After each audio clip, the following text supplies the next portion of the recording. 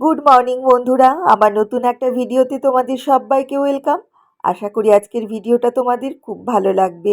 সকালে তো ছেলে স্কুল চলে গেছে, আর আমিও ঘরের টুকটাক যা কাজ ছিল সেগুলো করে চলে এসেছি রান্নাঘরে। রান্নাটা আজকে তাড়াতাড়ি কমপ্লিট করে নেব, কারণ রান্না করে ঘরের সমস্ত কাজকর্ম কমপ্লিট করে আমাকে যেতে হবে হাওড়া স্টেশন। কেন বলো তো? কারণ আজকে মা আসছে, মাকে আনতে আমাকে হাওড়া যেতে হবে। সেই কারণে মনটা আমার সকাল থেকে খুব খুশি খুশি। আর এদিকে দেখো কি রান্না হচ্ছে। রান্না করছি আজকে লাউ চিংড়ি। লাউ চিংড়ি করব, আর সাথে আছে তোমার লোটে মাছ। অন্যদিন তো লোটে মাছের ঝাল করি, কিন্তু আজকে ঝাল করব না, লোটে মাছটা আজকে আলু দিয়ে ঝোল রান্না করব। এটা খেতেও কিন্তু খুব ভালো লাগে। মাছগুলোকে এখানে আমি দেখো নুন হলুদ মাখিয়ে রেখেছি। আর এই মাছ তো নরম মাছ, এগুলো তো ভাজার দরকার হয় না। যখন আলুটাকে কষে জল দেব, তখনই মাছগুলোকে দিয়ে দেব। তাও বেশিক্ষণ ফোটানো যাবে না, কারণ বেশি ফুটলেই আবার মাছগুলো গলে পুরো হালুয়া হয়ে যায়। তো এইদিকে লাউটা রান্না হচ্ছে, আর দেখো এইদিকে আমি আর একটা কড়াইয়ে আলুটাকেও পেঁয়াজ দিয়ে ভেজে নিচ্ছি। রান্নাটা তাড়াতাড়ি কমপ্লিট করে নিতে হবে, কারণ প্রচুর ঘরের কাজকর্ম রয়েছে, সেগুলোকেও তাড়াতাড়ি আমাকে কমপ্লিট করতে হবে। আমার সমস্ত রান্নাবান্না কমপ্লিট হয়ে গেছে। এখন জলখাবার খেয়ে এসেছি এই ঘরটাকে একটু গুছিয়ে নেব বলে। মা যখনই আমার বাড়ি আসে এই ঘরটাতেই থাকে, তাই ভাবলাম ঘরটাকে একটু গুছিয়ে দিই, এই চাদরটা চেঞ্জ করে একটা ভালো চাদর পেতে দিই। মা আসবে, মনটাও খুব খুশি খুশি। ধরো আজকে সকাল থেকে আজকে কাজ করার যেন দ্বিগুণ এনার্জি পাচ্ছি। এই ঘরটাকে গুছিয়ে নেব, তারপর কিছু টুকটাক কাজ আছে সেগুলো করে স্নান করব, পুজো করব। তারপর ছেলে আসবে, ছেলেকে খাইয়ে তবে আমি বেরোতে পারবো। 3টে সাড়ে 3টের মধ্যে যদি আমি না বেরোতে পারি না, তাহলে আবার ওদিকে অনেকটা লেট হয়ে যাব, কারণ যেতে ধরো 1-1.5 ঘন্টা সময় লাগবে, আর ওরা এসে তখন ওয়েট করবে। আজকে দিদিরা আবার হাওড়া থেকে যাচ্ছে ব্যাঙ্গালোর। ওদের ব্যাঙ্গালোর যাওয়ার ট্রেন আছে সন্ধ্যের দিকে। সেই কারণে মাকে নিয়ে আমি চলে আসব। ওরাও তখন আবার ট্রেন ধরার জন্য ওদের একটা তাড়া থাকবে। তো এই যে কাজকর্মগুলো কমপ্লিট করে নিয়ে বেরিয়ে পড়ব। আমি তো কিছুদিন আগেই ফিরেছি মায়ের বাড়ি থেকে। তখনই মাকে বারবার বলছিলাম চলো আমার সাথে, কিন্তু মায়ের তখন কিছু কাজ ছিল বলে মা আমার সাথে আসতে পারেনি। তো দিদিরা যেহেতু আসছে, এই একটা সুযোগ হলো ধরো, সে কারণে মাকে বললাম ওদের সাথেই তুমি চলে এসো। কারণ এখন মায়ের একা একা ট্রেনে আসাটা একটু অসুবিধা হয়ে পড়ে কেউ সাথে না থাকলে। আর দিদিরা যেহেতু সাথে আছে, তাহলে আর কোনো চিন্তা নেই। আর মায়ের আবার কোমরের ব্যথাটা ভীষণভাবে বেড়েছে। কোমরে মায়ের একটা প্রবলেম বেশ কিছু বছর ধরেই ছিল, সেটা এখন খুব মারাত্মকভাবে বেড়ে গেছে। ডাক্তার পুরো রেস্টে থাকতে বলেছে। সেই কারণেই আরও মাকে তাড়াতাড়ি করে আমার কাছে নিয়ে আসলাম। আমার কাছে থাকলে ধরো একটু রেস্টে থাকতে পারবে। আর দেখো ঘরটা কি সুন্দর করে গুছিয়ে দিয়েছি। চাদরটা কিন্তু বেশ ভালো লাগছে। আজকেই প্রথম পাতলাম পুরো নতুন চাদর। একটা বালিশও রেখে দিয়েছি, মা এখানে শুয়ে টুয়ে থাকবে সারাক্ষণ। তো হলো এই ঘরটাকে গোছানো।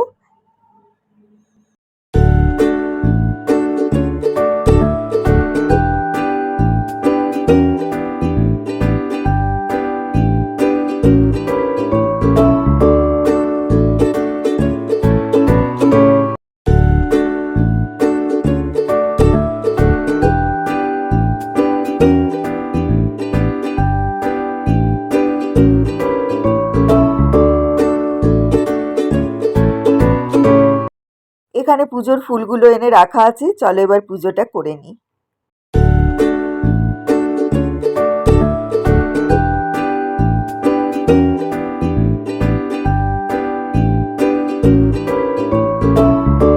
তো দেখো বন্ধুরা, আমি রেডি হয়ে নিয়েছি।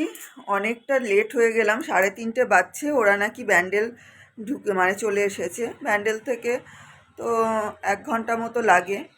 তো চলো তাড়াতাড়ি বেরোই, ছেলে চলে এসেছে, ছেলেকে খাইয়ে টাইয়ে সব দিয়েছি, এখন বেরোই। 1 ঘন্টা তো সময় লাগবেই। আসছি, দরজাটা দিয়ে দে।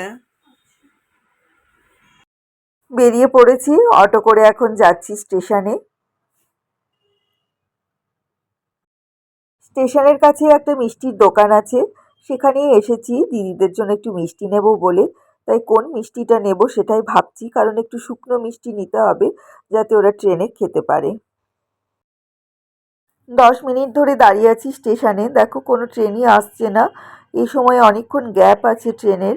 যেদিনই দেখবো আমার তাড়াহুড়ো থাকবে সেই দিনই স্টেশনে এসে দাঁড়িয়ে থাকতে হয় ট্রেনের জন্য। মিনিট কুড়ি দাঁড়িয়ে থাকার পর অবশেষে ট্রেন পেয়েছি, আর উঠে একটা জায়গাও পেয়ে গেছি। কিন্তু বেশিক্ষণ তো যাব না, সামনেই নামবো নিউ গড়িয়া। নিউ গড়িয়া থেকে আবার মেট্রো করে যাব হাওড়া স্টেশন।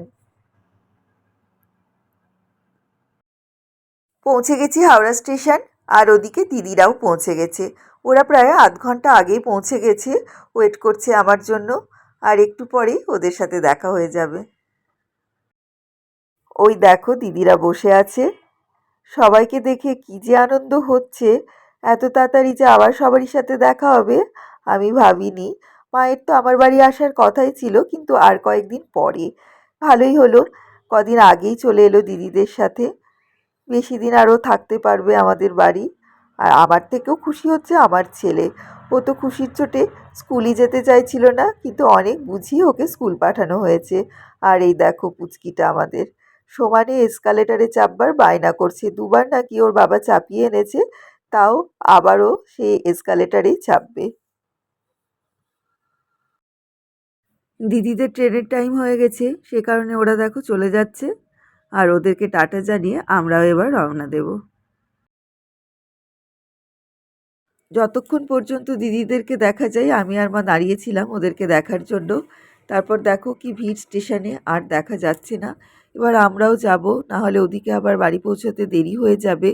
আর মায়ের তো প্রচণ্ড কোমরে ব্যথা, দেখতে পাচ্ছ কোমরে বেল্ট বেঁধে আছে। সেই কারণে খুব সাবধানে আস্তে আস্তে মাকে নিয়ে যাচ্ছি। আর মায়ের একটা সমস্যা, যেটা হচ্ছে মা এসকালেটারে চাপতে খুব ভয় পায়। অনেক দিন আগে একবার পড়ে গেছিল, তারপরে মা আর কিছুতেই চাপতে চায় না। আর আমিও জোর করতে পারছি না, যেহেতু কোমরে ব্যথা আছে। আবার যদি কোনোভাবে ধরো পড়ে যায় তাহলে আরও লাগবে। সে কারণে মাকে সিঁড়ি দিয়ে আস্তে আস্তে নিয়ে এলাম। এখন বসে আছি ট্রেনে। আর এই সময় তো অফিস টাইম, ট্রেনে বেশ ভালোই ভিড় আছে। তবুও খানিকক্ষণ দাঁড়ানোর পরে জায়গা পেয়েছি। মাকে উঠিয়ে একজন বসতে দিয়েছিল, জায়গা দিয়েছিল। আমি একটু পরে বসার জায়গা পেলাম। তো এখন যাই ধীরে সুস্থে বাড়ি। বাড়ি গিয়ে তোমাদের সাথে আবার কথা বলছি।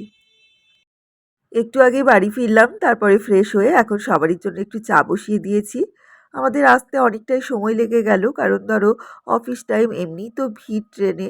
তারপর দুবার করে মেট্রো চেঞ্জ করা, তারপরে অটো করে আবার এখানে আসা। তো যাই হোক, আর মা যেহেতু শরীরটা খারাপ, মা তো অত তাড়াতাড়ি পারছে না, ধরো মাকে খুব ধীরে সুস্থে নিয়ে আসতে হচ্ছিল, খুব সাবধানে আসতে হচ্ছিল। সে কারণেও একটু দেরি হচ্ছিল। তো যাই হোক, মা এখন এই যে আমার সাথে বসে চা খাচ্ছে। মাকে বললাম একটু চা মুড়ি খাও, তারপরে একটু শুয়ে নাও, কারণ মায়ের খুবই ক্লান্ত লাগছে। আর এতটা জার্নি করাতে না কোমরে ব্যথাটাও একটু বেড়ে গেছে। তো সেই কারণে মাকে বললাম তুমি চা মুড়ি খেয়ে একটু রেস্ট নাও। মায়ের জন্য এখানে দেখো একটু চানাচুর দিয়ে মুড়ি মাখছি। মা বলল অন্য কিছু খাবো না, তাড়াতাড়ি রাতের খাবার খেয়ে নেবো, আমাকে শুধু অল্প করে একটু মুড়ি দে। তো মায়ের জন্যই মাখছি, আমি আর খাবো না। মা ওদিকে একটু রেস্ট নিচ্ছে, আর আমি দেখো এখানে রান্নাগুলো বসিয়ে দিয়েছি। একদিকে ভাত হচ্ছে, আর এখানে বসিয়েছি মুসুরির ডাল সেদ্ধ করতে। আজকে খুব সিম্পল রান্না করব, কিন্তু খুবই প্রিয় আমার। মানে মুসুরির ডাল সেদ্ধ হবে, ডালটা এখন সেদ্ধ হচ্ছে। নামানোর আগে সেই কাঁচা পেঁয়াজ লঙ্কা সব দিয়ে আর কি করব। আর এখানে ফুলকপি আলু কেটে নিয়েছি, ভাজা করব। আর এই যে টাটকা মাছ নিয়ে এসেছে একটু আগে, সেই মাছগুলোকে ভেজে দেব। তাহলে বলো কি দারুণ মেনুটা! আমার তো এই ধরনের খাবার খেতে ভীষণই ভালো লাগে। এই যে আমার রান্না একদম রেডি। পেঁয়াজ, কাঁচা লঙ্কা, কাঁচা তেল দিয়ে মুসুরির ডাল সেদ্ধ, এখানে ফুলকপি আলু ভাজা, মাছ ভাজা। মানে আজকের রাতের খাবারটা পুরো হচ্ছে আমার ফেভারিট খাবার। আমার কেন, আমার বাড়ির সবারই এই খাবারগুলো ভীষণই পছন্দের। তো চলো এখন মাকে দেখি, মাকে ডাকি, মাকে আগে খেতে দিয়ে দিই, তারপরে আমরা খাবো, কারণ মা খুব ক্লান্ত হয়ে আছে। তাড়াতাড়ি খেয়ে শুয়ে পড়ুক।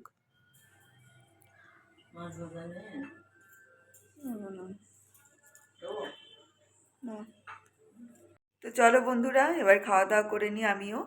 ভিডিওটাও এখানে শেষ করছি। আমার ভিডিওটা যদি তোমাদের ভালো লেগে থাকে তাহলে অবশ্যই আমার চ্যানেলটাকে লাইক করো, শেয়ার করো, সাবস্ক্রাইব করো। আবার চলে আসবো নতুন একটা ভিডিওর সাথে। টাটা।